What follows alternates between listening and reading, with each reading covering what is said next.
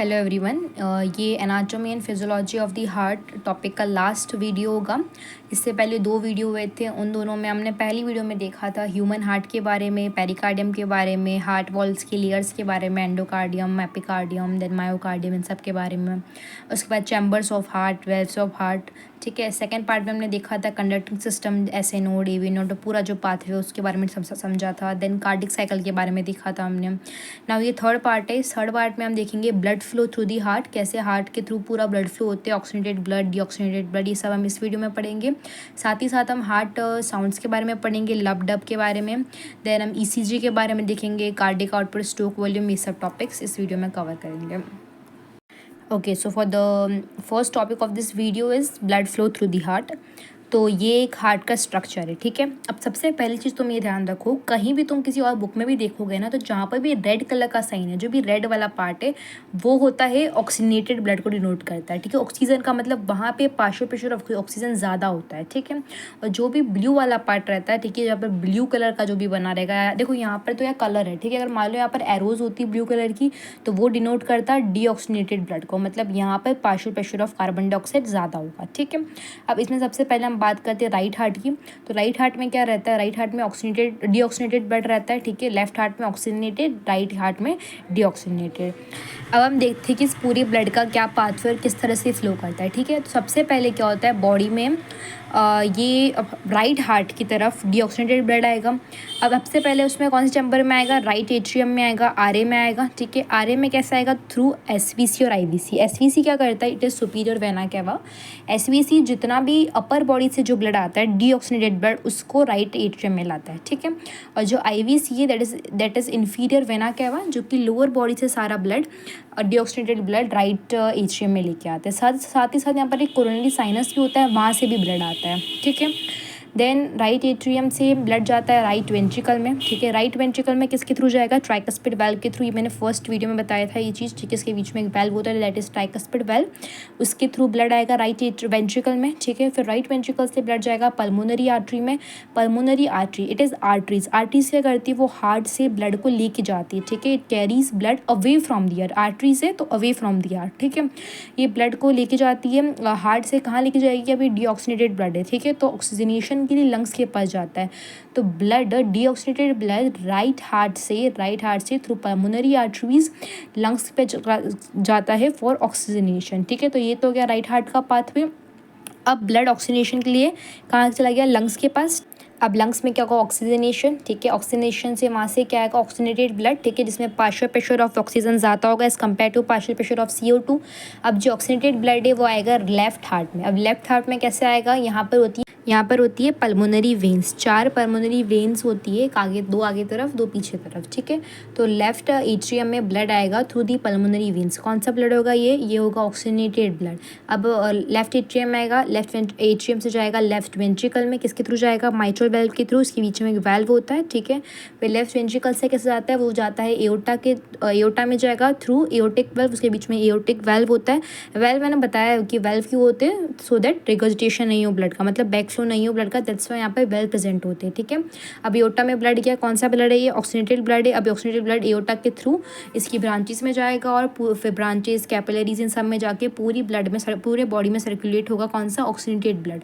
तो ये रहता है ब्लड का पूरा पाथवे, मतलब ब्लड इस तरीके से हार्ट में फ्लो करता है। ठीक है, deoxygenated blood returning from the body first enters the heart from the superior and inferior vena cava। यहाँ पर SVC और IVC से deoxygenated blood enter होता है बॉडी में, हार्ट में, यही लाइन लिखी हुई है। Then the blood enters the right atrium and is pumped through the tricuspid valve into the right ventricle. From the right ventricle the blood is pumped through the pulmonary semilunar valve into the pulmonary trunk. The pulmonary trunk carries blood, ये कौन सा blood है, deoxygenated blood है। ठीक है, to the lungs where it releases carbon dioxide and absorb oxygen.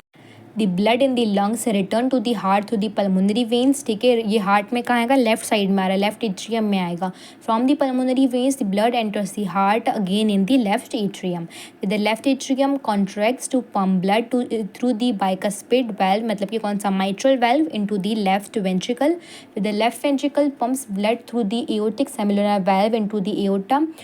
From the aorta, blood enters into the systemic circulation throughout the body tissues until it returns to the heart via the vena cava and the cycle repeats. ठीक है, तो ये क्या हो गया, पूरा blood flow through the heart.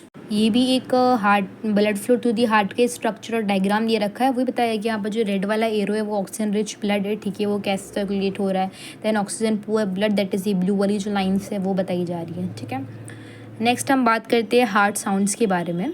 अब heart sounds, as I told you earlier in the video, दो वो जो मेन हार्ट साउंड्स होती है that is lub and dub, ठीक है। हार्ट साउंड वन होती है लब, हार्ट साउंड सेकंड होती है डब। हार्ट साउंड फर्स्ट कब आती है, जब वेंट्रिकल सिस्टोल फेज बिगिन होता है। और कैसे होगी वो, तो it is due to the closure of the AV valves, ठीक है। जो डब साउंड होती है वो कब आती है, वो आती है at the end of the ventricle systole, जब वेंट्रिकल सिस्टोल फेज खत्म होगा, ठीक है। मतलब इस किसकी वजह से होगी, it is caused by closure of cellular valve, ठीक है, यहाँ पर यही लिखा हुआ है। और जो लब और डब, ये दोनों साउंड जो है ये तब आती है जब एक हेल्दी इंडिविजुअल है, जिसमें हार्ट बीट नॉर्मल चल रही है, जिसमें कार्डियक साइकिल हेल्दी इंडिविजुअल में लब और डब दो हार्ट साउंड्स आती है।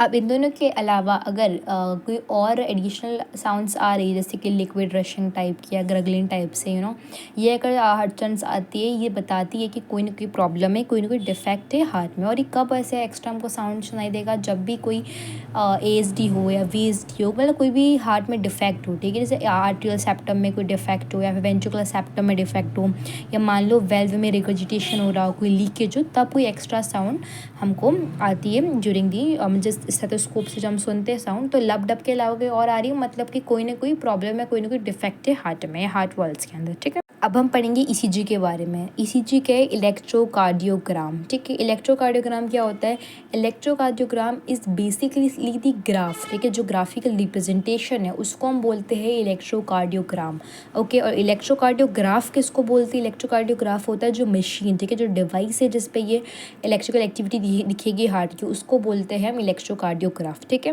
तो ये क्यों यूज़ किया जाता है, उसको यूज़ करते हैं to do monitor to measure the electrical activity of the heart, okay. जो डायग्राम दे रखा है ना, इस तरह से इसको मेजर किया जाता है।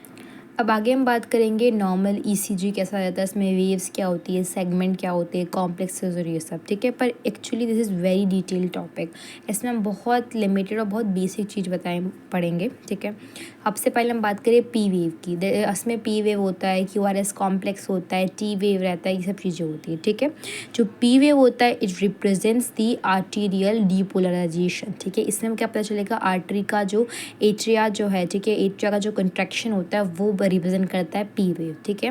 देन QRS कॉम्प्लेक्स रिप्रेजेंट करता है, it is due to the ventricular depolarisation, मतलब वेंट्रिकल से कंट्रैक्शन को रिप्रेजेंट करता है QRS कॉम्प्लेक्स, ठीक है। देन जो T वेव है, T वेव क्या रिप्रेजेंट करती है, T wave represents the ventricular repolarisation, ठीक है, वेंट्रिकुलर का रीपोलराइजेशन बताती है T वेव, ठीक है। अब बात करें कार्डिक आउटपुट की, तो कार्डिक आउटपुट क्या होता है, is the volume of the blood being pumped by the heart in 1 minute. 1 minute में हार्ट से जितना भी अमाउंट ऑफ द ब्लड बाहर निकल रहा है उसको बोलते हैं हम कार्डिक आउटपुट, ठीक है, जो कि ऑल अराउंड एवरेज कितना रहता है, 5 to 5.5 लीटर पर मिनट। इसको निकालते कैसे, इसका फॉर्मूला दे रखा है, cardiac output is equals two stroke volume into heart rate. अब स्ट्रोक वॉल्यूम का वैल्यू क्या रहता है, लास्ट वीडियो में बताया था, it is 70 ml, 70 to 80 ml इसका वैल्यू रहता है। और हार्ट रेट कितनी होती है, ह्यूमन हार्ट रेट होती है 60 to 100 पर सेकेंड, ठीक है। ये इसका जब मल्टीप्लाई करते हैं तो it is around 5 to 5.5 litre पर minute. So that is it for the basic anatomy and physiology of heart. अगर आपको कोई भी डाउट हो तीनों में से किसी भी वीडियो में आप कमेंट कर देना, I tell you the answer.